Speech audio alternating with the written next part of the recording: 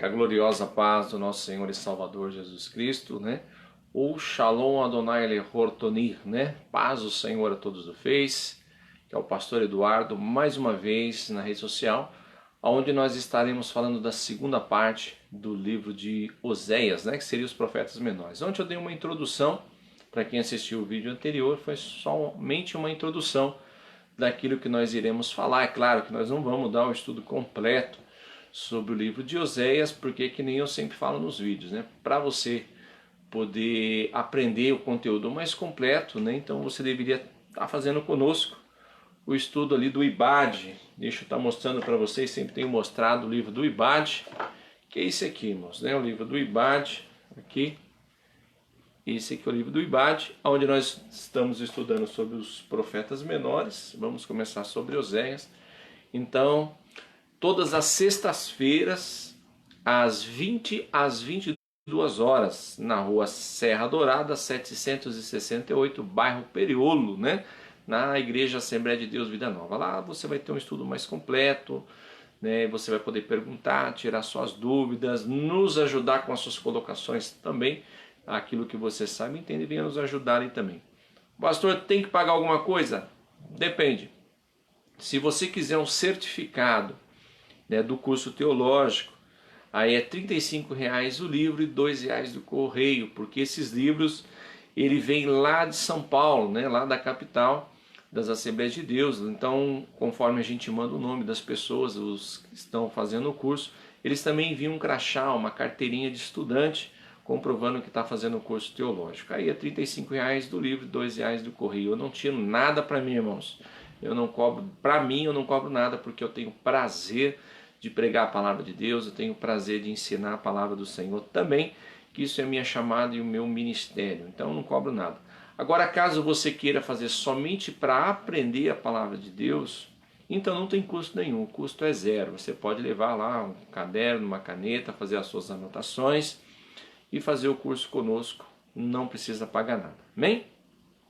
Então, antes de nós iniciarmos, né, falando sobre Oséias, eu gostaria, você que está com a sua Bíblia em casa, abrisse a palavra do Senhor no livro de Melech Beit, né, o Beit Melech, que seria Segundo Reis, né, o livro de Segundo Reis, no seu capítulo 9. Eu vou ler algumas coisas, depois é claro que aí a gente vai comentar, porque o interessante é você ler na sua casa o capítulo 9 e o capítulo 10, para você entender o desenrolar da história, né, que a gente vai estar explicando daqui a pouquinho. Então eu vou ler um pouquinho da chamada de Jeú, para mim estar explicando para vocês. Ontem eu dei uma introdução de quem era Jeú, falei meio por cima, né? Hoje eu vou falar um pouquinho mais sobre ele e a sua parte na vez da história no livro de Oséias. Amém? No capítulo 9, versículo 1 diz assim: Elixá é Eliseu. Elixá, o profeta, convocou um dos discípulos dos profetas. Ele disse: prepare-se para viajar, tome em suas mãos este frasco de óleo e vá a Ramote Gileade, e quando chegar lá procure por Iehu. Iehu é Jeú. Procure por Iehu, o filho de Iorjafá, que é o filho de Josafá, né? Então procura lá Jeú, filho de Josafá.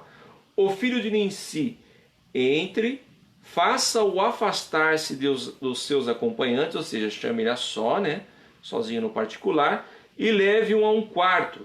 Então tome o frasco de óleo, derrame-o em sua cabeça e diga: isto é o que Adonai diz: eu estou ungindo o rei sobre Israel. Em seguida abra a porta e saia dali o mais rápido que puder. Não fica marcando, né? Unge ele, fala que foi Deus que mandou e ó, zarpa dali. Então o jovem profeta partiu para Ramote Gileade. Quando chegou ele, encontrou os oficiais do exército sentados ali. Ele disse: eu tenho uma mensagem para você, comandante. E Iehu perguntou: para qual de nós? Para você, comandante. E ele disse: Iehu levantou-se e entrou na casa. Então o profeta derramou o óleo sobre a cabeça dele e lhe disse: isto é o que Adonai, o Deus de Israel, diz: eu estou ungindo o rei sobre o meu povo, sobre Israel. Você atacará a casa de Achave. A casa de Achave é a casa de Acabe. Perecerá, e eu cortarei todo homem de Achave, seja escravo, seja livre em Israel, eu farei a casa de Achar como a casa de Yarovam, o filho de Nivat, e com a casa de Basra, o filho de Ashriá.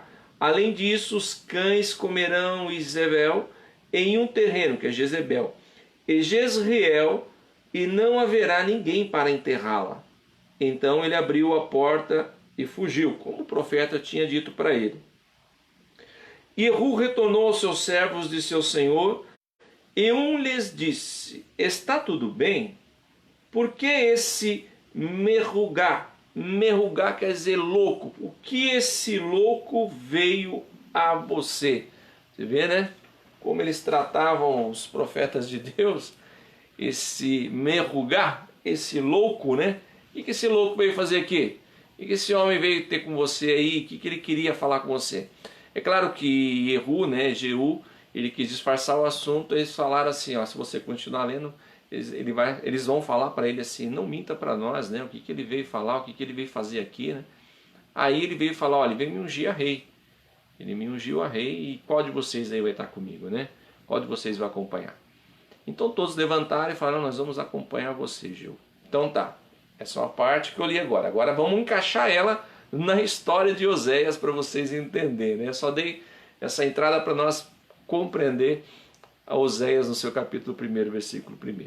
Bom, Oséias, que é Roxeá, como nós demos ontem na introdução, Oséias, há 8 séculos antes do nascimento de Cristo, né, antes do nascimento do Hamashia, então ele inicia o seu ministério. Aí eu falei ontem que ele é contemporâneo de Miqueias, Isaías e Amós, né? Enquanto Isaías estava profetizando para a elite lá em Judá, né? Estava Miqueias profetizando para o povão, né? Para a parte mais pobre também ali em Judá, lá em Judá. Contrapartida, no Reino do Norte estava então nos finais do profeta Amós, né? Porque eu tenho certeza que Oséias ele ouviu as profecias de Amós, ele acompanhou até um certo tempo, mas aí a Amós, o seu ministério foi curto, né? Eu creio que ele veio a falecer, e então Oséias ele deu continuação no ministério ali, onde Deus usou a vida dele profetizando para o povo. Então isso foi 8 séculos antes, na mesma época que estava Isaías e Miqueias no Reino do Sul, então estava no Reino do Norte Amós, que logo após veio a falecer, e deu continuação então Oséias profetizando para o povo. Qual que era o cenário da época ali? O que estava acontecendo que Deus teve que usar esses homens para profetizar e pregar, e principalmente contra o seu próprio povo, né? Então a gente vai entender um pouquinho como que estava o cenário ali. Ali a primeira coisa estava um misto, né? Uma bagunça de deuses, né? Deuses pagãos, né? Então a gente vimos que eles seguiram o que Jeroboão fez no início, quando foi repartido o reino, que eu comentei, o reino do norte e o reino do sul, né? Que foi repartido. O reino do sul ficou Benjamim e Judá, é onde ficou o templo lá em Jerusalém, que ali ficou nas mãos de Roboão, que era filho de Salomão, neto de Davi. O reino do norte, que ficou as 10 tribos, então ficou na mão de Jeroboão. Então Jeroboão ficou ali. Deus tinha usado o profeta Aías para profetizar para Jeroboão que ele seria abençoado, ele e a sua descendência. O que aconteceu é que, assim, com o passar do tempo, passar dos anos, e uma vez por ano tem a festa do Pessah, que é uma das festas mais importantes, tem a festa do Tabernáculo, o do Sukkot, do Shavuot. Então, assim, tem essas festas importantes. Então, principalmente no Pessah, na Páscoa, então o povo, todo o povo, onde ele estivesse, eles tinham que descer no templo, lá em Jerusalém, oferecer sacrifício, né, e agradecer a Deus por todas as coisas, os seus pecados também seriam perdoados. Tá. Só que o medo de Jeroboão é que com o passar do tempo, o povo ia se acostumando com Roboão. Então o medo dele era que o povo se acostumasse com Roboão e que com isso Roboão mais tarde tiraria o trono dele ali do Reino do Norte. Só que aí o que aconteceu? Ele temeu mais o homem, a preocupação dele foi mais com o ser humano do que se apegar com as promessas de Deus. Porque Deus tinha feito promessas na vida dele e queria abençoar. Deus prometeu que ia abençoar a descendência dele, então ele não tinha o que temer, né? Ele só tinha que fazer o que tinha que fazer e ser abençoado. Mas, infelizmente, todo ser humano é assim, né? Deus promete, fala, hoje a gente vê nas igrejas, mas vai passando o tempo, então eles dão crédito no que as pessoas falam. É mais fácil você dar crédito nas coisas ruins que te falam do que nas coisas boas, né? Então, infelizmente, é assim. Então, Jeroboão ele começou, acho que, a dar crédito ao falatório. Com certeza, algumas pessoas chegavam para ele e falavam: ó, Jeroboão, fica esperto, que Jeroboão está conquistando as pessoas estão começando a ver ele de outra maneira. Imagino assim, né? Não que a Bíblia diz, mas o pensamento dele era esse. Se você ler a história de Jeroboão, o pensamento dele era esse. Tanto é que aí, então, ele resolve então, porque ficou o Reino do Norte, então ele pega lá o comecinho do Reino do Norte, lá em cima, que era lá em, se eu não me engano, em Dan, lá em Dan, e lá em Dan ele levanta um altar e faz um bezerro de ouro. E lá no finalzinho do Reino do Norte, que era divisa com Jerusalém, né, para quem ia para Jerusalém, que ia até Judá, então ele faz um outro altar, que seria em 2 montes, né? E então ali ele faz também um outro altar com bezerro de ouro. Então ficou um bezerro de ouro lá em cima, no Reino do Norte, um lá embaixo. Então quem tivesse lá para cima, ele falava: ó, em vez de vocês descer para cá, não, cultua aí, faz o culto aí, tem o bezerro de ouro aí, né? Cultuem aí. E quem mora para baixo, próximo ao sul, não, para que descer lá no Reino do Sul? Para que Jerusalém se nós temos um altar aqui com bezerro de ouro? Levantou sacerdotes que não era da tribo de Levi, porque para a pessoa ser sacerdote, sumo sacerdote, tinha que ser da linhagem da tribo de Levi. Então ele pega o povo que ele escolhe, que não era da descendência de Levi, e levanta como sacerdote. Então começou a fazer tudo o contrário que era a lei, tudo o contrário que era a Torá, ele faz de errado ali, com medo do ser humano, né? Com medo das pessoas depois o esquecer, né? E esquecendo as promessas de Deus. Então ele faz isso daí. Com isso daí é claro que Deus, né, entra com cobrança. Vai passando-se os anos, e então vai entrando muitos ídolos, né? Muitos ídolos pagãos dentro da cidade. Aqui na época que nós comentamos, que era bem na época de Acabe, né? O rei Acabe. Quem não conhece a história de Acabe, a história de Jezebel, é a história mais conhecida, mais pregada nas igrejas e mais ensinada, né? E usada também como exemplo. Então aqui nós tínhamos as divindades, que era o bezerro de ouro, que eles ainda mantinham desde Jeroboão, eles mantinham ainda a adoração aos bezerros de ouro, e também entrou os deuses cananeu, né, dentro de Israel, os deuses cananeus. Então lá no Reino do Norte, que a sua capital então era Samaria, então tinha muita adoração ao deus Baal, né, Deus com letra minúscula. Por isso que eu falo a vocês que estão me assistindo, todas as vezes que vocês forem digitar Deus ou o nome de Jesus ou Espírito Santo no WhatsApp ou no Face, sempre é com letra maiúscula. Que quando você digita com letra minúscula, você está falando de Baal, né? Então, às vezes acaba o seu Deus sendo Baal. Então, cuidado quando você for digitar Deus aí na rede social.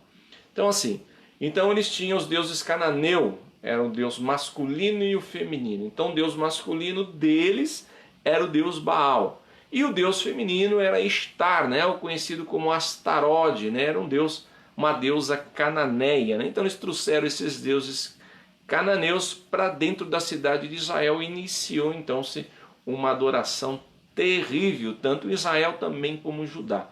Então ali o povo começava a se prostituir espiritualmente, porque até então o único Deus, né, era o Deus de Israel. Tanto é que a oração até hoje, nos dias de hoje, desde aquela época, era o Shema Israel, Adonai Eloheinu, Adonai Echad. Ou seja, ouve Israel, o Eterno é o nosso Deus e o Eterno é somente um.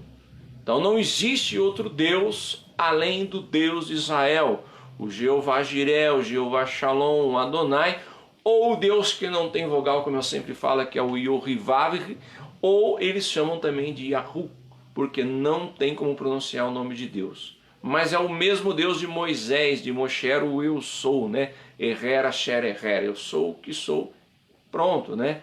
Esse é o único Deus. Só que aí eles começaram a deixar de adorar o Deus verdadeiro para adorar deuses pagãos, feito pela mão do homem, né? São estátuas que foram feitas pela mão do homem e começaram a adorar. E o triste é que na adoração desses deuses pagãos, eles faziam muito sacrifício. E qual era o sacrifício que eles faziam? Um deles, né, era sacrifício de criança. Então eles pegavam crianças, principalmente recém-nascidas, que se diziam puras, e sacrificavam, né, matavam diante dessas estátuas desses deuses pagãos. Também pegava mulheres virgens e sacrificavam elas, matavam elas para oferecer a esses deuses pagãos, né? Depois eles criaram também o deus Moloque, o deus das moscas, né?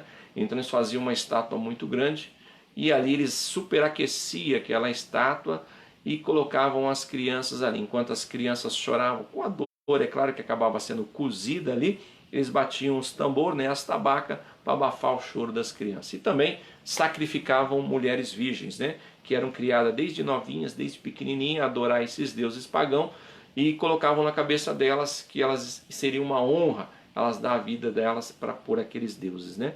Então acontecia isso dentro da própria cidade de Israel, né? Dentro de Israel, dentro de Judá, um lugar onde Deus fez milagre, onde Deus fez prodígios, onde Deus tirou da escravidão para ter um tete-a-tete com eles, para ter uma comunhão, um contato, um relacionamento com eles, e eles acabam então traindo Deus. Isso foi passando geração em geração, sempre Deus usando profetas, falando com eles, né? Mas parece que entrava por um ouvido e soltava pelo outro, né? Eles não davam valor naquilo que os profetas falavam, né? Eles queriam ouvir aquilo que eles gostariam de ouvir, né? Então, o que foi acontecendo foi isso. E também a imoralidade sexual. A imoralidade sexual, eles não estavam nem aí para as pessoas. As mulheres eram tidas como nada, como objeto sexual. As mulheres eram escravas, eram maltratadas. Os sumos sacerdotes e os sacerdotes, que eram como se fossem os pastores de hoje, eram homens que se vendiam politicamente, eram homens injustos, julgavam com injustiça, porque essas pessoas tinham um poder aquisitivo bom, se era um príncipe ou se eram pessoas que nem eu falei, um poder aquisitivo bom, comprava os sacerdotes e o sumo sacerdote para julgar as suas causas, dando crédito a eles. E as pessoas que eram menos favorecidas, então às vezes perdiam seus bens, perdiam casas, perdiam as suas causas na justiça e na lei de Deus, porque os sacerdotes e o sumo sacerdote eram comprados. Igual os dias de hoje, né? Hoje, os dias de hoje está diferente. Eu quero assim só fazer um entre parênteses, aqui no meio do estudo, para falar nisso já que entra na história. Eu sempre falei uma coisa, irmãos. Você apoiar a política é errado? Não é errado. Porque se a gente for olhar a história, desde antes, né, sempre o profeta, ele sempre andava lado a lado com o rei. Quem era o rei? O rei era como se fosse o presidente. É claro que o rei teria que obedecer a palavra de Deus. Se o rei obedecesse a palavra de Deus, o Senhor abençoaria o seu reinado. Então é claro, se nós temos governantes, né, que ouvem a palavra de Deus, Deus abençoa, né? Deus abençoa o Estado, Deus abençoa a cidade, Deus abençoa o país, né? Então depende daquele para quem for dar ouvidos, né? Se vai dar a Deus ou ao próprio diabo, né? O próprio dinheiro, mamão, né? Então assim, a política sempre andou com a igreja. Isso não é pecado, irmãos, não é pecado. O que é pecado é você misturar a igreja com a política suja. Por exemplo, eu mesmo, eu gosto de política, gosto, já saí 2 vezes como vereador, e hoje eu apoio um candidato a deputado estadual, que é o Adelino Ribeiro, e eu estava falando na igreja, ele foi nos visitar, e eu falei que eu não ia dar o púlpito para ele fazer a propaganda política. E eu falei dele, né? Porque a Bíblia fala que a gente tem que dar honra para quem tem honra. Falei dele, falei muito bem. Gostei da atitude que ele teve, que quando ele ganhou a primeira vez como deputado, ele foi o único dos deputados primeiro a agradecer a Deus, né? Primeiro agradecer a Deus e depois os colaboradores, a todos que ajudaram. Os outros olharam pelo seu próprio umbigo. Mas o púlpito não. O púlpito não. O púlpito é para pregar a palavra de Deus. E eu vejo os pastores hoje que são vendidos, comprados, que dão púlpito para político falar de política. Você entendeu? Então hoje os pastores dão púlpito para os políticos.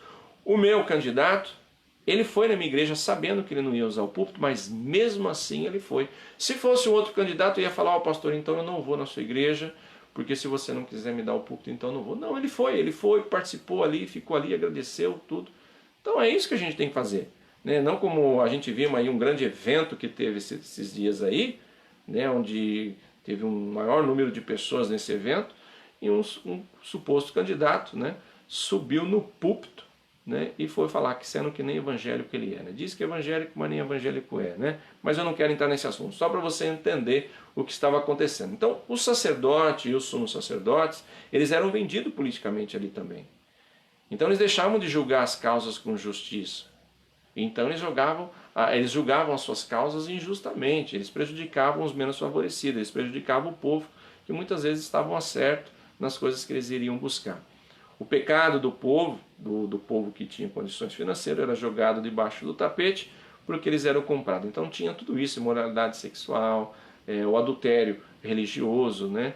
O adultério espiritual, tinha também a justiça que não era feita corretamente, então a escravidão, tinha muita escravidão, então estava difícil, era uma época muito difícil, e as pessoas tinham esquecido de Deus, né? Tinham esquecido de Deus. Deus tinha dado tanto livramento, tanta coisa que Deus fez na vida deles, e eles tinham esquecido de Deus. Então Deus, ele usava os profetas para alertar o povo. A intenção de Deus é falar assim: olha, se volte a mim, o caminho que vocês estão indo é um caminho errado, é um caminho que vai ter uma sequela, é um caminho que vai ter uma consequência. Ah, pastor, mas Deus ele é ruim porque ele cobra, ele obriga as pessoas a seguirem? Não, Deus não está obrigando o povo a seguir. O homem tem um livre-arbítrio. Hoje você serve a Deus se você quiser. Você não é obrigado. É claro que existe dois caminhos, céu e inferno. Você só não pode reclamar se você for para o inferno, porque a oportunidade você teve. Mas Deus sabe aonde que vai dar se você seguir o caminho errado. Deus sabe aonde vai dar. Então, preocupado com o ser humano, preocupado com as almas, então Deus envia os profetas para que eles se voltassem a Deus, porque Deus sabia que o caminho que eles estavam trilhando ia acontecer algo ruim com eles, ia ter uma consequência, ia ter uma sequela. Ele sabia, então ele não queria ver o seu povo sofrer, ele não queria ver o seu povo passar por humilhação no futuro. Deus não queria o povo sendo escravizado pelo pecado, pelo diabo. Porque o homem, quando está escravizado pelo diabo, ele faz coisas que é absurdo. Né? Que nem eu estava vendo aí na rede social, uma professora defecar diante de uma foto de um determinado candidato. Uma professora, para com isso. Se você não gosta do determinado candidato, você não precisa fazer isso, você não vota nele. Não vota nele. Se você viu a propaganda política dele e você não concorda, então fala: eu não concordo com isso, mas falando, né, como uma pessoa sábia, uma pessoa inteligente. Agora defecar, como a gente tem visto tantas coisas ali, para com isso daí, sabe, não tem lógica, não tem, é uma coisa que você vê aquilo ali e você fala: mas que negócio que é esse? Porque são pessoas escravizadas. E eu vejo assim, muitas coisas na rede social, a gente vê como o diabo tem agido na vida das pessoas. Que nem eu estava vendo também, um rapaz que tatuou todo o corpo, toda a cara, pintou o branco do olho, fez um monte de chifre, e ele estava lá com dor, a gente vê que ele estava com dor e riscando, tatuando o rosto. Eu falo: meu Deus, como o diabo tem feito com essas pessoas e ela não tem percebido. Então Deus sabia disso daí. Só que Deus não queria ver o seu povo sofrer. Então ele enviava os profetas para que os profetas falassem e eles se voltassem a Deus. Era isso que estava acontecendo ali. Só que aí a oportunidade que Deus estava dando era de eles se voltarem e se arrepender. Deus ainda não tinha dado a sentença para eles. Claro que aí o povo continuou na sua rebeldia, não dando ouvido. Aí Deus deu uma sentença. Quando Deus deu uma sentença, aí não tinha mais como se arrepender. Aí não tinha, ia acontecer aquilo e acabou. Quando Deus falou que o povo ia ser levado como cativo, ia ficar lá em cativo 70 anos por Babilônia, que Babilônia ia escravizá-los, já tinha dado a sentença, aí já era. Aí ia acontecer.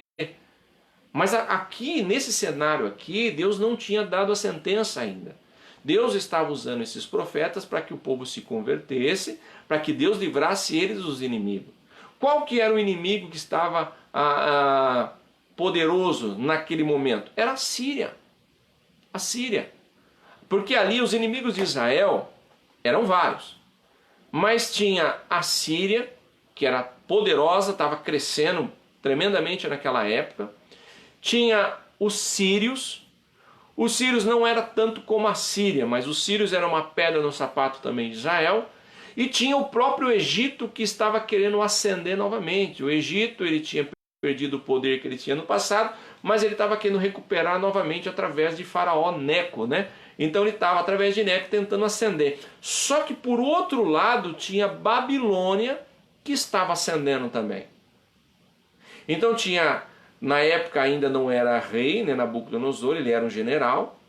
Nabopolassar, que era o seu pai, era o rei, ele era ainda um general. Então Nabucodonosor estava ascendendo com Babilônia e o Egito com o faraó Neco também estava querendo ascender. No meio estava a Síria, que estava num tremendo auge, e a Síria. Então todos eles estavam cercando. Todas essas nações, quando eles passavam por cidades, vilarejos, eles destruíam, matavam quem estava na frente, escravizando. Então quem estava na frente deles agora era Israel e Judá. A Síria estava partindo para cima de Israel, não de Judá, de Israel que ficava no norte, na sua direção. Babilônia depois que veio Judá, né? Que veio e destruiu todo Jerusalém. É claro que aí a Síria perdeu para a Babilônia, a Síria e o próprio Egito com o faraó Neco. Então assim, a Síria estava em ascensão naquele momento, estava ali no auge, estava em pleno poder ali. Então Deus estava avisando, cuidado, o inimigo está se aproximando, porque Deus ele vê lá na frente, né? Enquanto a nossa visão é limitada, Deus vê lá na frente, e Deus querendo avisar o povo, mas o povo nem aí. Então, qual a ideia que Deus teve? Deus teve a ideia, então, de usar o profeta Oséias para mostrar para o povo o que ele estava sentindo. O que ele estava sentindo, então ele usa o profeta. Porque muitas vezes Deus usa o profeta, que é o homem de Deus, para figurar o que ele sente para passar para o povo. A gente estudamos sobre os profetas maiores, onde eu falei de Ezequiel. Lembra que eu falei de Ezequiel? Que Deus falou para ele que ele tinha que fazer cenas, muitas cenas. Eu expliquei nos outros vídeos anteriores, muitas cenas que Ezequiel fez, que as pessoas também chamavam ele de louco, né? Falavam que ele era doido por causa da cena que ele fazia, como se fosse um teatro para representar o que ia acontecer em Jerusalém. E uma dessas foi quando Deus falou que ia tirar a coisa mais preciosa que ele tinha, a delícia dos seus olhos. Qual que era a coisa mais preciosa que Ezequiel tinha, que era a delícia dos seus olhos? A sua esposa. Deus então avisa ele que ia tirar a sua esposa dele. Imagine o profeta saber disso, que a sua esposa amada, que era companheira dele, que ajudava no ministério, que ia tirar ela dele. Quando Deus tira ela morre instantaneamente. Quando Deus tira a mulher de Ezequiel, é o mesmo momento que Jerusalém está sendo destruído, o templo está sendo destruído. E ali, a noiva de Cristo, a noiva de Deus, estava sendo morta ali. A cidade, o templo estava sendo destruído, enquanto a mulher de Ezequiel tinha falecido. E Deus falou, você não vai chorar não, você não vai lamentar não. Porque eu também não vou lamentar por Judá. Como eu não vou lamentar por Judá, como eu não vou chorar por Judá e Jerusalém, você também não vai se lamentar e nem chorar. É triste, né? Mas é o que aconteceu. Talvez o coração de Deus se entristeceu, claro. Deus é rico em misericórdia. Mas ele não se lamentou e não chorou por causa do pecado do povo. Então Deus, quando tirou a delícia dos olhos de Ezequiel, ele também não pôde chorar e nem se lamentar. Então aqui Deus, ele também usa mais uma vez o profeta para encenar uma coisa que não seria fácil para ele. Então Deus fala assim, você vai pegar uma mulher de prostituições, como a gente lemos ontem, né? Ezequiel, ou Roxá, né? Capítulo 1, versículo 1 a seguir. Você vai pegar uma mulher de prostituições. Tá, ontem eu dei uma introdução, então hoje eu vou esmiuçar um pouquinho mais para vocês entenderem. Pastor, a mulher de Roxá, a mulher de Oséias, ela já era prostituta quando ele conheceu? Então assim, há muitas controvérsias teológicas. Alguns judeus dizem que ela não era prostituta, que ela veio se prostituir, né, no adultério depois que casou com ele. Outros estudos dizem, né, através dos judeus, que ela já tinha se deitado com alguns homens, né? Então, pela lei, ela, depois que adulterou, ela teria que ser apedrejada. Se ela não foi apedrejada, talvez ela não era uma mulher judia, né? Talvez ela era uma mulher estrangeira, então ela não encaixava, não se enquadrava na lei, porque senão ela tinha sido apedrejada pela lei, né? Que a gente vê lá em Êxodo, em Deuteronômio e também no livro de Levítico, que fala que tinha que ser apedrejada. É uma lei muito severa sobre adultério, a não ser que houvesse perdão, né? Então assim, Então fica assim um ponto de interrogação, que se ela já se prostituía, ela era uma prostituta antes de casar com ele, ou se ela se prostituiu através do adultério depois que se casou, né? Ou pode ser também que a prostituição foi por causa que ela servia a outros deuses, né? Porque ela não era uma mulher judia. Para mim particularmente, eu acho que ela era uma mulher que já tinha se deitado com outros homens, ou sei lá, né? Eu penso assim.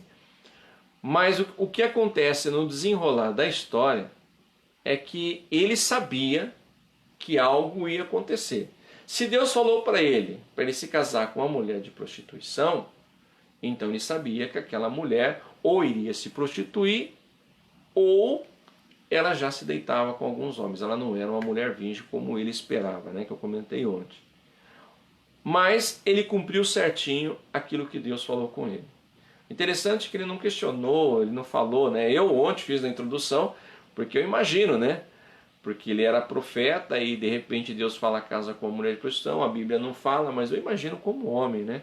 Deve ter, né, questionado e falado, Senhor, né, mas por que, né, eu tenho uma chamada, por isso, né? Por que o Senhor tem falado? Mas eu imagino que ele deve ter pensado isso. Mas eu sei que ele cumpriu aquilo que Deus o ordenou. Então ele foi e casou com Gomer, né? Casou com Gomer ali. E logo depois ela engravida e tem o seu primeiro filho. Quando nasce o seu primeiro filho, eu imagino a alegria, né? De Roxá, né? O primeiro filho de Oséias, né? Aí Deus então mais uma vez fala, ó, o nome dele vai chamar Jezreel. Eu imagino, mas Senhor, Jezreel, eu queria pôr tanto nome, mas por que Jezreel? O que tem a ver Jezreel, né? E outra, Senhor, se eu colocar o nome de Jezreel vai dar uma confusão muito grande. As pessoas vão me olhar torto. As pessoas vão querer falar um monte de besteira. E agora, Senhor? Sabe, irmãos, o que tem a ver? Lembra que eu falei de Jeú, né? Agora vai encaixar Jeú. Falei de Jeú no começo do vídeo. O que tem a ver Jezreel?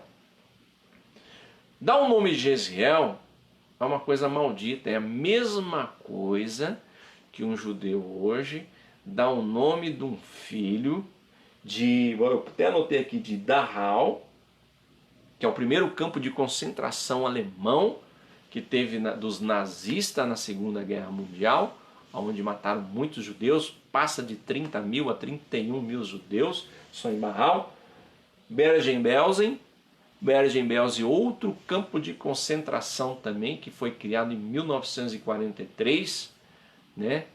E também Auschwitz, né? Auschwitz I e Auschwitz II. Imagina você falar assim, ô Auschwitz, vem aqui. Pô, os judeus vão ficar doidos, né? Auschwitz I foi um campo de concentração que eles fizeram. E lá os judeus iriam para lá com a segunda ideia mentirosa de Hitler e dos nazistas, que era para trabalhar, né? Que através do trabalho suas vidas seriam mudadas, né? Tinha umas placas lá bem no lugar ali. Então eles foram achando algo e chegaram lá. Eles foram presos, assassinados com um maior requinte de crueldade, de tortura que fizeram. Aí eles viram que o lugar ficou pequeno e criaram Auschwitz II, né? Ali então eles massacraram muitos judeus, poloneses, né? Escravos, homossexuais, mas a maioria era judeu, né? Então Dachau, é claro, teve vários, né? Teve vários campos de concentração, mas Dachau, Bergen-Belsen, né? Bergen-Belsen, é difícil falar alemão, né? Bergen-Belsen e Auschwitz I e II foi um dos piores campos de concentração alemão.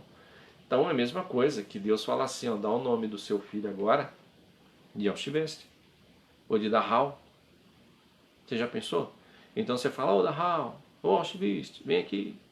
O judeu vai falar, o que é isso? Você está me ofendendo. Vai lembrar algo, vai trazer algo na lembrança deles. Então quando falava Jezreel, trazia algo na lembrança de todos os judeus. Por quê? Porque lembra que eu falei, porque assim, Elias, no livro de 1 Reis, Elias então ele profetizou para Acabe que Deus destruiria a sua casa. Quando fala que Deus destruiria a sua casa, não é a casa, a estrutura, é a família, é a descendência, por causa do pecado de Acabe e Jezebel. Como o Acabe ele era meio malandro, muitas vezes o profeta falava com ele, ele se humilhava e se arrependia, então Deus poupou ele da vergonha. Tanto é que ele morreu com uma flecha inesperada, né? Um soldado atira a flecha para cima, escapa, um porco escapa, e do alto a flecha pega Acabe que está no meio da batalha e o atinge, né? Ele vem a morrer. O próprio Deus o matou. Então não foi uma morte assim tão vergonhosa como ele deveria acontecer com ele pelos seus feitos. Então, nessa Deus livrou ele. Então assim, Elias tinha falado, e Eliseu, baseado na profecia de Elias, vendo o que estava acontecendo, então Eliseu manda um dos seus profetas, né, ir até a casa de Jeú, que ele é um comandante, né, um general do exército. Então ali ele vai até Jeú e unge a Jeú a rei de Israel. Por isso que quando ele sai às pressas, os seus outros comandantes, os outros soldados, falam assim, mas que esse louco aí veio fazer aqui? Aí quando ele falou, olha, ele veio me ungir a rei. Vocês estão comigo? Então todos falam, não, nós estamos com você, Jeú. Quando Jeú parte, então, para Jezreel, Jezreel era um lugar onde ficava o palácio de verão de Acabe. Então esse palácio de verão que tinha lá, ele tinha muitos palácios, mas ali era o lugar do palácio de verão, lá no Vale de Jezreel, onde tinha também a vinha de Nabote, que a gente já estudou sobre a vinha de Nabote, que o rei Acabe queria usar, né, ofereceu dinheiro para comprar a vinha de Nabote, e ele não quis vender porque era uma herança, né? Então Jezebel teve a ideia de matar Nabote e pegar, tomar a vinha dele e dar para Acabe, né? Então Deus falou que não ia ficar assim não, Deus ia se vingar e ia derramar o sangue dela também ali, né? O sangue dela e da sua descendência. Então o que aconteceu? Então ele tinha o seu palácio de verão lá em Jezreel. Jezreel, ou conhecido como Megido, né? Que nem eu falei ontem, Jezreel, Megido, é onde vai acontecer a guerra do Armagedon, o anticristo. É ali. Então assim, então Jezreel é ali onde ficava o palácio de verão. Quando Jeú ele vem com seu exército em direção ao palácio, porque Acabe já tinha morrido, em direção ao palácio onde estava Jezebel e os seus filhos, porque o rei Acabe tinha 70 filhos. Então ali estava Jorão e Acasias. Acasias ele era rei de Judá e ele estava ali vendo Jorão, né? Jorão, estava vendo Jorão ali que tinha sido ferido pelos sírios, não assírios, pelos sírios, e estava ali se curando das feridas. Quando Jorão vê Jeú vindo, então ele manda cavaleiro para perguntar se ele vinha em paz. Quando ele manda, o cavaleiro perguntou se ele veio em paz, ele falou, que paz? Paz tem. E manda que o cavaleiro o acompanhe. Então Jorão vê que o cavaleiro não volta com notícia, ele manda outro, assim acontece a mesma coisa, manda outro, não acontece. Então ele fala, então arrume os carros, preparem os carros que eu vou ao encontro dele e eu pessoalmente vou perguntar. Então foi ele e Acasias, o rei de Judá, foram ao encontro então de Jeú. E ali Jeú fala que paz, a sua mãe tem se prostituído com ídolos e tal, e começa a falar nisso, daí Jeú vai fugir e arma seu arco e a sua flecha e acerta o coração de Jorão ali onde ele vem a morrer. Acasias foge, ele manda perseguir Acasias e mata. Um erro. Acasias ele era de Judá, né? Então ele não poderia ter matado Acasias, que vem da descendência de Davi. Então aí ele já começou cometendo ele, começou a exagerar.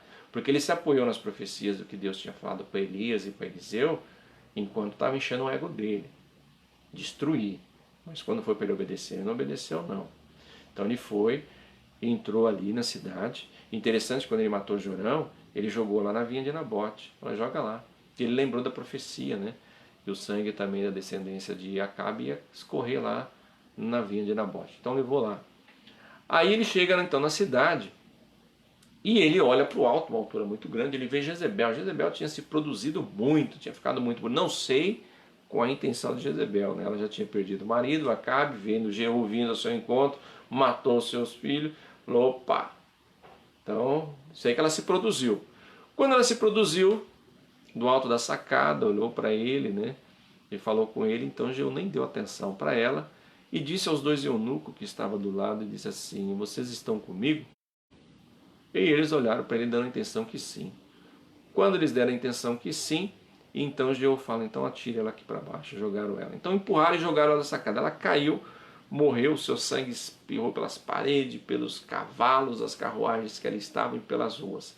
E Jeú então passa com o seu carro por cima do corpo dela e vai comer como se nada tivesse acontecido. Vai comer e vai beber. Quando ele está comendo e bebendo, ele lembra, poxa, mas peraí, aquela mulher maligna é filha de rei, nós temos que sepultar ela. Quando eles voltaram para procurar o corpo dela para sepultar, os cachorros tinham comido. Ficou só a caveira dela, né? Parte dos pés, das mãos e uma parte do crânio. O restante os cachorros tinham comido. Por quê? Porque o profeta tinha profetizado que não ia ter nem corpo para ser enterrado, que ela ia ser comida pelos cães. Então se cumpriu a profecia. Tá, Jeú começa então a perseguir os filhos de Acabe, para acabar com a descendência de Acabe. Só que nessa que ele vai acabar com a descendência de Acabe, ele pega todo mundo que está pelo caminho, né? E ele vai matando todos os profetas de Baal, ele mata, ele extermina. Só que aí ele esquece de um porém. Ele tirou as estátuas de Baal, matou os sacerdotes de Baal, os profetas de Baal, matou. Só que aí ele não tirou os bezerros de ouro que Jeroboão mandou colocar em Dan e em Betel. Os bezerros de ouro continuou e ele continuou adorando, fazendo os mesmos pecados de Jeroboão. Então ele começa a servir os deuses, né, que Jeroboão colocou ali nos montes, né, lá no início que eu falei para vocês do Reino do Norte, lá em Dan e também lá em Betel. E começou a fazer aquilo que era mal nos olhos do Senhor. Então tá bom. Então o Senhor falou que também ia cobrar dos sangues inocentes que ele derramou ali no vale de Jezreel. Tá, passa-se os anos, tá aqui o profeta Oséias. Quando ele tem o seu primeiro filho, então Deus dá um alerta para o povo. Ah, o povo se esqueceu? Porque Jezreel quer dizer algo esquecido.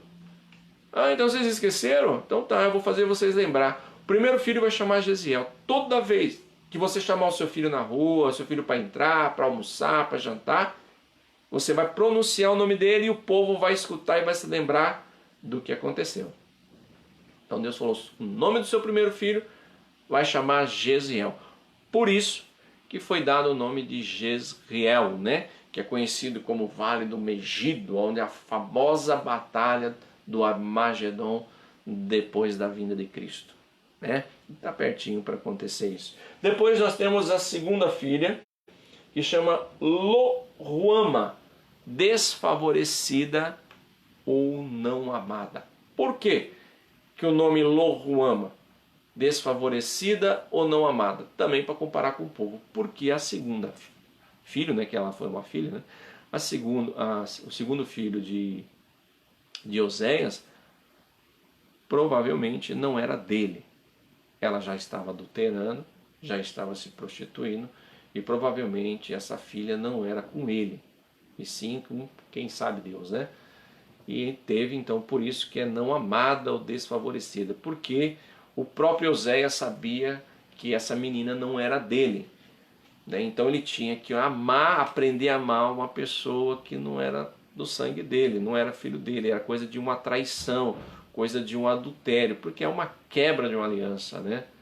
Adultério é uma quebra de uma aliança, porque você fez uma aliança com a pessoa, você prometeu para uma pessoa que ia estar na doença, na alegria, ou na tristeza, na alegria, na saúde, na doença, até que a morte o separe, e de repente é quebrada essa aliança com outro relacionamento oculto, né, escondido. É a mesma coisa que o ser humano. Deus criou o homem e o homem foi a coroa de Deus, coroa da criação. Quando Deus criou o ser humano, a intenção de Deus era se relacionar com o homem, conversar com o homem, dialogar com o homem, né, fazer com que o homem fosse eterno, mas o homem acabou pecando, traiu Deus, traiu a confiança de Deus quando deu ouvido ali a Lúcifer, né? Passa-se os anos, a gente vê tudo o que acontece, Deus se entristeceu, não se arrependeu, lá que está escrito em Gênesis 6,6, né, na minha tradução fala Deus se entristeceu, então não é Deus se arrependeu, Deus se entristeceu de ter criado o homem, mas ele viu Noé e a sua família, né? Deu esperança para ele novamente. Então Deus fala para Noé fazer uma arca, né? A gente conhece a história de Noé. Toda a humanidade vinha morrer, Noé e a sua família então é poupada. Quando Noé sai da arca, então é feito um arco-íris no céu, que era um símbolo de uma aliança, a aliança que Deus tinha feito com o homem naquele momento, que Deus não ia exterminar o ser humano com as águas, né? Então Deus fez uma aliança entre o homem e Deus. Só que mais uma vez o homem quebra essa aliança com Deus, porque, se eu não me engano, acho que é o bisneto ou neto de Noé, Nimrod, acho que é bisneto, né, neto de Cush, de Cã, filho de Cush, Nimrod, então ele se revolta e é o primeiro anticristo, é onde cria, né, a famosa Torre de Babel, né, é outra história, é outro estudo, que eu já passei já também lá na igreja. Então, ele quebra essa aliança. Mais uma vez ele trai Deus, cria ídolos. Foi dali que surgiu toda a idolatria, veio de Nimrod, porque ele se titulou Deus Sol, a sua esposa, que era sua mãe. Ele matou seu pai, teve relação com a sua mãe, casou-se com a sua mãe, depois que Nimrod vem a falecer, se titulou a deusa Lua. Os dois tiveram um filho, o filho chama Tamuz, né? Tamuz, que mais tarde na história foi mudado, que nem ela foi chamado de Samiramis, foi chamado depois de Afrodite, Estar e assim por diante. E ele também deu Sol, Ra e assim por diante. Tamuz também é Cupido pelos gregos e assim por diante, até cair nos dias de hoje, que a gente vê aquelas estátuas com a mulher amamentando uma criancinha, é a mesma estátua que tinha de Samiramis amamentando Tamuz, né? Então, aí veio toda a idolatria que causou todos esses danos para Israel, né? Para todo o povo aí, através deles. Então, eles quebraram a aliança. Então, assim, o que aconteceu? Foi quebrada uma aliança. O segundo filho de Oséias veio de um adultério. Imagine a tristeza no coração de Oséias. Deus está falando para Oséias, é assim que eu me sinto, Oséias. Você está triste, você está chateado, mas eu também me sinto assim, porque o povo de Israel era para ser um povo especial. Não era para se misturar com as outras nações, não era para misturar com deuses, né? Israel seria luz para o povo. As outras nações tinham que olhar para Israel e servir o Deus de Israel.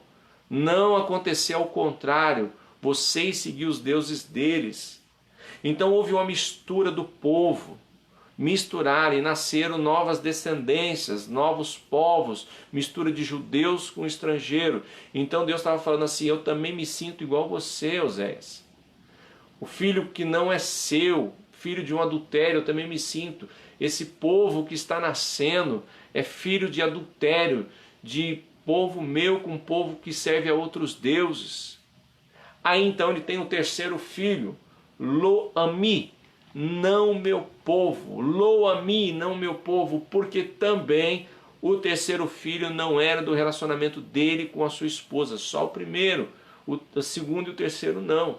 Então Deus estava mostrando, ó, esse povo que está nascendo não é o meu povo, é um povo misto, é um povo bagunçado, um povo idólatra. Então Deus estava mostrando, ó, o que eu estou sentindo aqui no céu, Oséias, é o que você está sentindo aí. Dói, né? Dói, né, Oséias? É triste, é difícil, é. Eu imagino Oséias pregando as suas mensagens no templo, porque então Oséias pregava para que o povo se voltasse a Deus. Oséias chegava no templo e falava que o povo estava adulterando com outros ídolos. Eu imagino quando ele falava essa palavra, ó, vocês estão adulterando, eu imagino o povo usando ele como chacota. Quem é você para falar de mim, Oséias? Vai cuidar da sua esposa. Olha a sua esposa, e aí sua esposa que está fazendo? Olha, eu vejo a sua esposa com outros homens aí, você está falando de nós, está adulterando, quem é você? Então eu imagino que as pregações de Oséias eram difíceis para ele, porque ele ministrava, ele pregava dentro dos templos, da sinagoga, mas o povo humilhava por causa do testemunho da sua esposa. Mas ele amava ela. Por tudo isso, ele ainda amava ela. Por tudo que o povo tem feito até os dias de hoje, Deus ainda ama o seu povo. Deus ainda tem esperança do povo aceitar ele, mudar e herdar uma eternidade junto com ele. Depende de mim e de você, né?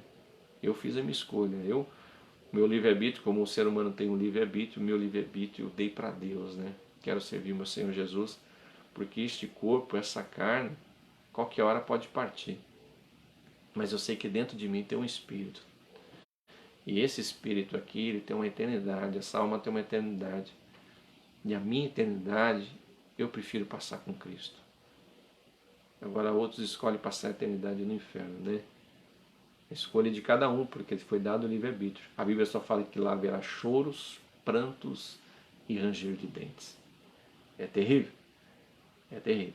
Mas foi isso que aconteceu. Aí eu acho interessante que no capítulo 2, a mulher de Oséias, Gomer, então ela quer um divórcio. Ela quer se separar dele.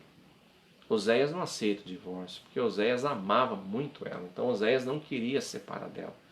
Então ela deixa, a Bíblia fala que ela deixa Oséias. O interessante é que ela deixa Oséias e deixa os seus filhos com ele. E vai. E parte para a sua vida de adultério e de prostituição. Então ele deixou que ela fosse. É a mesma coisa que Deus. Deus falou, vocês querem então servir a prostituição? Então sirvam. Sirvam a esses deuses que vocês estão servindo e vocês vão ver onde vai dar. Nisso daí o inimigo foi crescendo, que estava ao redor. A mulher foi perdendo o direito dela. Foi sendo usada como escrava sexual. Os homens não tinham mais valor nenhum, que nem eu falei. O sumo sacerdote não julgavam mais com justiça. As coisas que estavam acontecendo ali eram coisas terríveis. Ninguém tinha amor pela vida do outro. Foi se perdendo o amor, foi se perdendo a fé. E a imoralidade crescendo, né? A imoralidade espiritual, a imoralidade sexual, né? Carnal, foi se tornando cada vez maior, envolvendo cada vez mais pessoas. E Deus olhando, Deus deixou o homem se entregar aos prazeres da carne, como também Oséias deixou então a sua esposa. Mas foi fácil para Oséias? Não. Porque se você continuar lendo o livro de Oséias, você vai ver que muitas vezes ele não dormia. Eu imagino os seus filhos. Primeiro, vamos pegar Gesiel, né? Gesiel falou, pai, por que você me deu esse nome, pai? Eu vou para a escola lá, os meninos ficam caçoando de mim, os meninos querem me apedrejar por causa desse nome. Por que você me deu esse nome? Eu imagino Oséias pegando o seu filho, colocando no colo, explicando, contando a história, o porquê que Deus mandou colocar esse nome nele. Imagina, vamos pensar como Oséias. Vamos tentar viver Oséias agora, como se nós fosse ele. O seu filho indo para a escola tem um nome maldito, e de repente o seu filho chega chorando em casa, triste, sendo caçoado pelos amigos, às vezes os amigos batendo e você não poder fazer nada. Imagine as suas filhas, você olhar, ou seus outros filhos, né, que ele tinha mais uma filha e mais um filho, caçudo. Imagino eles ali, falando, pai, por que o Senhor nos deu esse nome de maldição, pai? O que nós fizemos, pai, para ter esse nome de maldição? Por que você me deu esse nome de não amada? Por que, pai? Eu vou na escola, as pessoas ficam caçoando de mim porque não amada. Por que você não me ama? A mãe já foi embora, a mãe nos deixou. Por que o meu nome não meu povo? Por quê? Os meus amigos estão caçoando de mim. Por quê, pai? E imagino também os seus filhos sentando à noite com ele, falando, pai, cadê a mãe? Pai, onde está a mãe? Eu imagino eles saindo ou brincando fora de casa, e talvez avistando sua mãe de longe, passando abraçado com vários homens.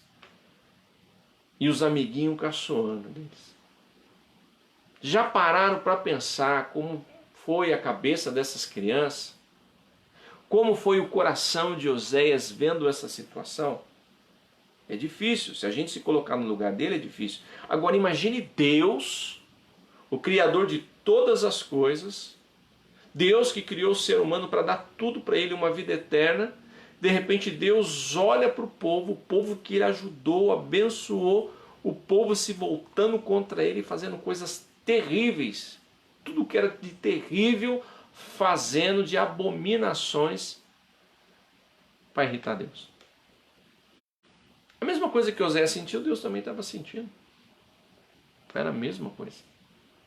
Só que tem uma sequela, tem uma consequência disso. Deus deixou, você quer viver essa vida, vive. Oséias também, você quer viver essa vida, então vive. O que aconteceu que no capítulo 3 a gente vai ver, eu creio, a Bíblia não fala, mas eu creio, pela situação que aconteceu com Gomer, ela foi contraindo muitas dívidas.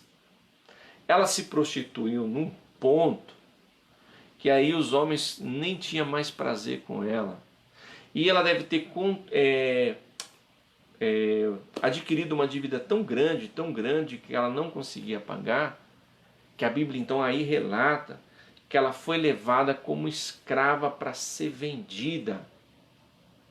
Certo dia Deus toca no coração de Oséias para visitar um lugar. Esse lugar era um lugar onde eles comercializavam pessoas. Era uma escravidão, eles tinham seus escravos e vendido ali. Oséias não tinha prazer de visitar esses lugares, mas ele sentiu fortemente no coração dele, daquele dia, ir visitar aquele lugar. Quando ele sai então da sua casa, direcionado pelo Espírito Santo de Deus, então ele vai para aquele determinado lugar, aonde eles comercializavam pessoas, e quando ele olha, ele reconhece a sua esposa somente pelo olhar. Por que pelo olhar? Porque ela já estava magra, ela estava feia, machucada, ferida, desnutrida, mas o olhar que olha para ele, ele reconheceu que era amada dele. Quando começou os lances para se dar por ela, então ele começou também a fazer lance. E a Bíblia relata que ele foi o que deu o maior lance. O maior lance dado por ela foi o dele. Ele deu tudo o que ele tinha, ele deu todas as suas finanças, como eu falei ontem no vídeo anterior. Tudo que ele tinha guardado, economizado, ele deu para comprar ela. Talvez os seus amigos pensaram, bom, ele vai comprar ela, e acharam estranho dele estar lá e comprar ela, dar lance por ela. Mas talvez seus amigos, bom, ele vai comprar ela porque ele vai querer se vingar, né? Ele vai comprar e já matar ela ali mesmo. Era lei. Ele poderia fazer isso. Só que não. Quando ele comprou ela, ele abraçou ela, comprou vestes, vestidos para ela, trouxe ela para casa e falou, não prostitui mais. Fique em casa. Fica comigo, fica com seus filhos. É um amor muito grande, né? É um amor incondicional. É a mesma coisa que Deus. Deus vendo o povo fazer tudo isso. Tantas coisas que o povo fez, tanta transgressão, tanta iniquidade. Deus olhou para a terra e não viu um justo sequer. Deus ficou 430 anos sem falar com um homem. Quando ele olhou, não viu um justo, e agora o que a gente vai fazer para a humanidade? Eu imagino no céu ele deve ter falado isso. O que nós vamos fazer para salvar a humanidade? Eu imagino Jesus falar, Pai, eu vou. Eu imagino Deus olhando para Jesus e falando, mas você é tudo que eu tenho, meu filho. Você é rei, toda a glória é sua. Eu imagino Jesus, mas eu vou, eu pago esse preço, Pai. Eu imagino Jesus tirando a sua coroa, a sua vestimenta real, cheia de glória, cheia de unção, descer aqui na terra, nascer de uma mulher, sentir o que nós sentimos, comer o que nós comemos, passar as mesmas dores que nós passamos, viu o sofrimento da humanidade, sentiu o que a humanidade sente, porque quando Lázaro morreu, mesmo ele sendo 100% homem, 100% Deus, a Bíblia diz que ele chorou quando ele viu, soube, né? Foi até lá e viu as irmãs de Lázaro chorando, ele chorou antes de dar a vida para ele novamente. E mesmo assim ele deu a sua vida e morreu naquela cruz do Calvário pelos nossos pecados. Deus, ele deu um lance maior, o maior lance que Deus deu pela minha e pela sua vida, pelos nossos pecados, foi a vida do seu filho, o seu único filho, que morreu, pereceu na cruz do Calvário pelos nossos pecados. Ressuscitou ao terceiro dia e virá buscar a sua igreja. E nós queremos que está pertinho, pertinho o momento que Jesus vem buscar, arrebatar a sua igreja. Eu não sei o que acontece. A história está aí, a Bíblia está aí, toda a história. A gente vai sempre falando, às vezes é sempre as mesmas coisas quando a gente fala. Falamos sobre os profetas maiores. Vamos começar a falar sobre os profetas menores. Depois vamos estar falando sobre escatologia. E a humanidade sempre repetindo os mesmos erros, as mesmas falhas. Nós temos falado que Jesus vai vir, Jesus vai vir. O povo não tem dado crédito. O próprio povo judeu, o povo de Deus. O próprio povo judeu também, que conhece a história muito mais do que eu.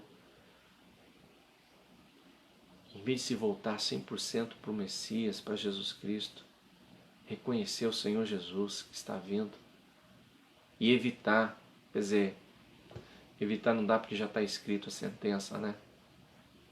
O anticristo vai vir. Nós falamos sobre Hitler, as atrocidades que ele fez, o próprio judeu nem suporta o nome de Hitler, que eu falei, dar o nome de um filho de um campo de concentração, né? Seria para eles uma discórdia, uma afronta. Mas o anticristo, ele vai ser pior do que Hitler, pior do que esses homens já surgiram na história. Ele vai fazer atrocidades muito maiores, e essas atrocidades vai estar acompanhado também com o que vai acontecer com a natureza que vai ser abalada depois do arrebatamento. Por isso que é chamado da grande tribulação. E por que o ser humano fica relutando de aceitar Jesus? Em vez do povo correr para os braços do Senhor Jesus e crer nesse arrebatamento que a qualquer momento pode acontecer, é só você olhar para os acontecimentos da Israel, que está acontecendo nos dias de hoje, e o povo relutando ainda. Deus, ele perdoou a humanidade, por isso que ele enviou Jesus, e Jesus fez uma promessa que viria nos buscar. Oséias perdoou a sua esposa, deu tudo o que ele tinha para comprar ela no mercado de escravos de volta. Ela mudou, precisou apanhar, precisou sofrer na vida para entender a chamada de Deus. Oséias, a partir daí, então, ele começa a profetizar para sacerdotes e sumos sacerdotes que eram os líderes. As suas profecias começaram a se voltar para eles, que eram como se fossem pastores nos dias de hoje. O que acontecia no passado acontece nos nossos dias de hoje. Cuidado, você pastor, que anda inventando heresias na sua igreja para arrecadar fundos. Cuidado você pastor que não tem buscado conhecimento, como nós falamos ontem na introdução, que a gente lembra o Oséias 4, 6, 6, se eu não me engano também 6, 3, né, a 9, que nós lemos também, que fala de buscar o conhecimento, buscar conhecer Deus. Jesus cansou de falar: errais porque não conheceis as Escrituras. O meu povo erra por não ter conhecimento. Oséias falou muito contra o sacerdote e o sumo sacerdote em relação a isso. E hoje os pastores estão iludindo, que são os líderes, os cabeça. Estão iludindo o povo com falsas heresias, coisas que não existem na Bíblia. Como eu falei ontem, coisas do que eu acho. Eu pego a Bíblia e abro, eu faço assim, chego na igreja, ou chego na casa de uma pessoa e vou, vamos ver o que Deus vai falar aqui, ó. Aí eu abro, não entendo nada, aí falo, eu acho que Deus está falando isso e isso na sua vida. Aí eu fecho e falo um monte de mentira. Cadê isso aqui, irmãos? Os pastores não estão mais esquentando a cabeça em procurar estudar a palavra do Senhor. Muitas heresias. Oséias profetizou profundamente contra eles, que estava enganando o povo, estava levando o povo ao erro. E hoje nós estamos nas mesmas condições. Muitos pastores conduzindo o seu rebanho ao erro. Aí infelizmente vai ter pessoas que vai chegar diante do Senhor, mas Senhor, eu ia para a igreja, Senhor. Por que eu estou indo para o inferno? e vai mostrar o pastor que levou o seu rebanho para o inferno.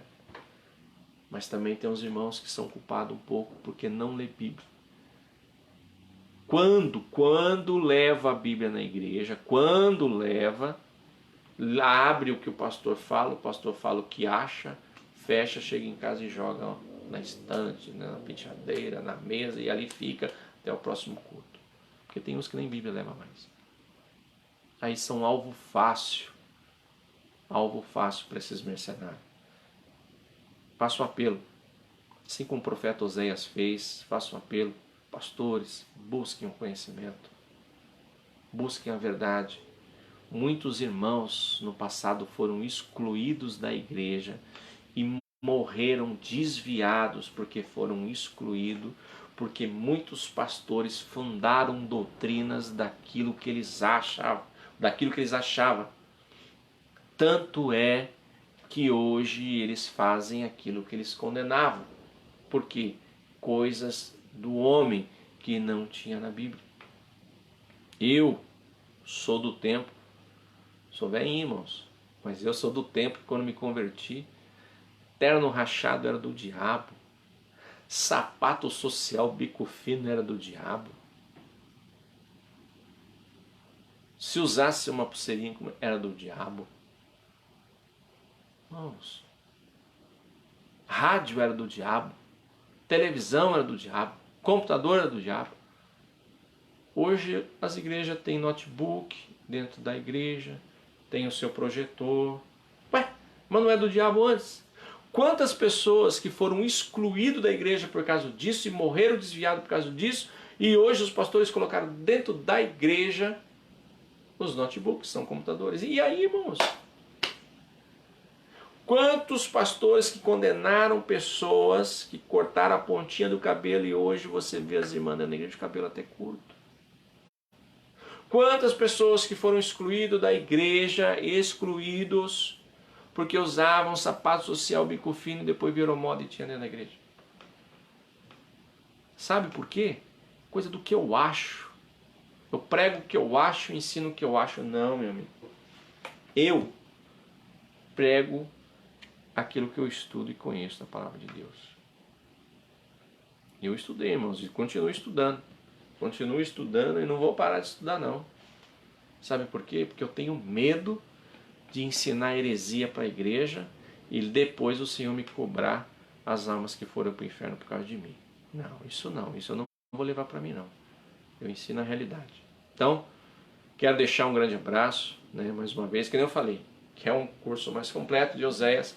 Vá na nossa igreja, né, amanhã, Rua Serra Dourada, 768, bairro Periolo. Eu espero você lá, e lá sim, lá a gente vai esmiuçar um pouquinho mais do que eu falei hoje, a gente esmiuça um pouquinho mais, né, por isso que é longo, e lá você pode estar comentando, pode estar falando e nos ajudando. Eu vou puxar um pouquinho mais aqui para fazer os agradecimentos, né, aqueles que sempre estão nos ouvindo, nos vendo, assistindo, né. Então aqui o Josimar Silva, paz do Senhor. Josimar Silva, Deus abençoe. Josimar. Josimar é o professor de Kung Fu, né? Eita, bênção de Deus. Homem de Deus e também professor de Kung Fu. Veja as fotos no Face ali. Tremendo, hein, Josimar? Pegar ele como segurança, você pode ficar tranquilo, né? Grande abraço, Josimar, para você, para sua família, para o seu trabalho aí e para o seu ministério. Também a Eli Márcia e a Marcinha. A Marcinha, nós congregamos juntos lá em São Paulo, né? Nós éramos a Assembleia de Deus Madureira, né? Bem quando eu comecei também, era bem novo convertido. A Marcinha sabe, né, Marcinha?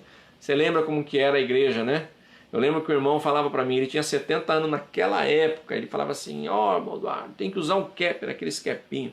Mas na minha época, quando eu me converti, quem usava cap era o Bezerra da Silva, era a malandragem, né? Aí eu falava, irmão, mas se eu usar isso daí é moda, quem usa isso aí é o Bezerra da Silva. Não, na minha época, se não usasse esse capinho, era disciplinado e excluído da igreja. E depois virou moda e moda de malandro, né? Então tá vendo? Coisa que não tinha nada a ver. Então Lucas Crispim também, grande abraço, Deus abençoe você, o seu ministério, né? O Roberto Parra, o vereador aqui de Cascavel, também um grande abraço, Roberto Parra, né? Nós se conhecemos também nas campanhas anteriores, né? Na primeira ele não conseguiu, nem eu consegui. Na segunda eu não consegui, ele conseguiu e está ali como vereador. Faça direitinho, pá. Né? Faça direitinho porque você conhece a palavra de Deus. Meu tio Cláudio de novo, meu tio Cláudio sempre me assistindo, né? Lá da cidade de Varginha, né? Lá Minas Gerais. Quem sabe um dia, tio Cláudio, nós vamos estar aí, né? E eu estar visitando. E espero que eu não veja nenhum ET, né? Porque dizem que aí tem muito ET. Então só isso que eu fico meio com medo, né? Vai que eles me abduzem, né? Então eu tenho medo. Também Edivaldo Rosner. Edivaldo, um grande abração, Edivaldo. Deus abençoe a sua vida, Edivaldo. Madalena Gomes, a tia da minha esposa, lá de São José dos Campos, São Paulo. Madalena, um grande abração para você, para o seu filho, né, para toda a família aí, que Deus abençoe. Quem sabe um dia, né, a gente vai aí em São José dos Campos, né, e então tomar um cafezinho junto aí, né? Faz tempo que eu não vejo a Madalena. Renata dos Santos, membro da nossa igreja, ovelhinha lá, né? Renata, Deus abençoe. Hoje tem culto, hein, Renata? Fala pro abençoado lá, né? Levar você na igreja lá e vamos dar um glória junto, que eu tenho certeza que Deus tem algo para falar para mim e para você. Também pastor Ademir, né? Pastor Ademir da Assembleia de Deus, unção e graça. Pastor Ademir também um grande homem de Deus. Né? Conheço ele desde quando começou também o seu ministério. Não foi fácil, mas Deus abençoe. Edu Portão, né? O Edu, né? O Eduardo lá de São Paulo, nós chamamos ele de Piolho, né? Nós conhecemos ele de Piolho desde pequeno. Piolho, Piolho! Grande abraço aí a você, a sua esposa, a família aí, né? A todos aí, um grande abração. Se Deus quiser, Piolho, depois do dia 10 eu estou aí em São Paulo e eu vou tomar um café com você aí também, tá bom? Deixa eu ver mais. Roseli Fernandes, Santa Catarina. Olá, paz do Senhor Jesus. Pastor Eduardo, ora por nós. Com certeza, Roseli. A Roseli também é uma grande bênção de Deus, que nem eu já falei em outros vídeos. Tem gravado o seu primeiro CD, né, Roseli? Quando você estiver por aqui, né? Provavelmente ela vem sempre em Santa Teresa. Uma hora que você vir em Santa Teresa, dá um pulinho aqui pro Pastor Silvio louvar a Deus junto conosco, amém? Edson Luiz também. Grande abração, Edson. Deus abençoe você, Deus abençoe o seu ministério, e a sua casa e a sua vida. Ana Lauriano, né? Ana Lauriano também. Um grande abraço, Ana. Deus abençoe a sua vida. Roberto Manweiler Munhoz. Roberto Manweiler Munhoz Kiko. Deus abençoe, Roberto. Se é Munhoz, é que nem eu falei ontem. Se é Munhoz, bênção de Deus, né? Firmeza. Robertão, um grande abraço. Cristiana Andrade. Cristiana é uma bênção de Deus. Esteve louvando ali no nosso congresso. Pensa na menina que louva, né? Um vozeirão tremendo. Falando em vozeirão, hoje vai estar conosco, né? Pastor, o presbítero Cristiano e também a sua esposa que canta muito, a Miriam. Também a Noreli Zantucci. Noreli Zantucci também, empresária. Grande abraço para você, Noreli. Né? Grande abraço para sua família aí. Que Deus abençoe os seus negócios, que Deus abençoe a sua casa, toda a sua família aí. Desejo para você uma grande bênção de Deus. Claudete Felipe também. Claudete, um grande abraço. Deus abençoe. Jéssica Jabes. A Jéssica também, ovelhinha nossa, congrega conosco ali. Obrigado, Jéssica, por estar ouvindo o nosso vídeo aí, tendo a paciência, né, de ouvir o seu pastor também pela rede social, né? Ouve lá na igreja, ouve na rede social, né? Tem que ter uma paciência, né? Mas brigadão, Jéssica. Grande abração para você, para sua família, para Márcia, para Meire aí, tá bom? Deus abençoe. A Samara, também um grande abração. Falei lá no grupo Enredo Periférico, né? Lá no grupo Enredo Periférico, falei, ó, vocês assistem o vídeo lá e me ajudam lá, e eles estão assistindo, né? Então a Samara também é uma bênção de Deus, ela, o seu esposo, né, o presbítero Sullivan, a toda a família deles lá é grande, hein, irmãos, a família é grande, eles moram lá numa chácara abençoada. Esses dias, né, eu não pude ir, fizeram um grande trabalho, né, um louvorzão ali na chácara, pescaram, acho que pescaram lá, tá pronto lá o negócio de pesca, Samara? E o Sullivan falou que quando tivesse pronto ia avisar nós, né? Eu não sou muito para pescar, né? Mas eu gosto, para nadar, a gente vai nadar ali, né? Então, a grande bênção de Deus, fizeram aí um louvorzão abençoado ali e foi bom, foi bênção de Deus. Também ao Léo Mion também, que foi vereador aqui da cidade de Cascavel, um grande empresário, né? O dono do cartório Mion, né? Então, Deus abençoe a Léo. Também o Cláudio Roberto, o Claudião lá de São Paulo, um amigão meu, crescemos junto, né, Claudião? Jogamos muita bola junto, brigamos junto. Ei, Claudião. Claudião também é uma bênção de Deus. Ivonete Maria. Ivonete Maria também, um grande abraço. Deus abençoe. Rosilda Ribeiro também, Deus abençoe. Gisele Ito, isso? Gisele, grande abração também para você, Gisele. Deus abençoe a sua família, a sua casa. O Fábio Prado, que eu já falei, né? Procurador ali no Rio Grande do Sul, uma bênção de Deus. Pradão também, quando sempre está aqui, estamos ali no futebol, né, Pradão? Prado também, grande homem de Deus. Pastor hoje da Igreja Universal, né? Tá ali fazendo a obra, né? Tem feito a obra, bonito. A Naene casou, Naene. Você nem chamou nós para o casamento, Naene. Esposa do Joel Lira, também é uma bênção de Deus. Joel já esteve pregando na nossa igreja algumas vezes. A Naene esteve lá também louvando. Então, uma bênção de Deus esses dois, né? Eu fiquei triste, você não chamou para comer bolo, hein, Naene? E a Naene. A Leile Silva. A Leile é uma bênção de Deus, né? A Leile também é ovelhinha. A Leile esteve assistindo o nosso vídeo ontem. Depois veio aqui em casa tomar um café e comer uma mandioca, né, Leile? Veio aqui tomar um café e comer uma mandioca junto conosco aqui. E ficou aqui até tarde conversando com a gente, contando experiências ali. Então a Leila é uma benção de Deus, né? Ela até tem falado da minha canequinha, né, Leila? A Leila descobriu que na minha canequinha aqui tem água, né? Mas é claro, Leila, eu tenho que tomar água por causa que eu falo demais, né? Então a Leila veio aqui e veio tomar um café conosco e comer uma mandioquinha ontem aqui em casa. Deus abençoe. Nercimara também, a Nercimara, um grande abraço, Nercimara, que eu falei ontem, congregou com a gente ali na Assembleia de Deus Tarumã. Beatriz Ferreira, Beatriz também, um grande abraço. Deus abençoe a sua vida. Maria Inês também. Deus abençoe a sua vida, Maria. Que Deus possa só acrescentar na vida de cada um de vocês, porque eu tenho certeza que vocês têm sido bênção de Deus na minha vida. Né? Continuam curtindo, né? Dando o seu ok aí. Eu tenho certeza que Deus abençoe. Quero também agradecer o Lobão, né? Do Enredo Periférico, né? Ô Lobão, Deus abençoe você aí, Lobão. Né? Todo o grupo aí do Enredo Periférico que tem nos assistido, nos ajudado aí, né? Um grupo abençoado aí que tem feito a obra de Deus também com pessoas de dependentes químicos, né?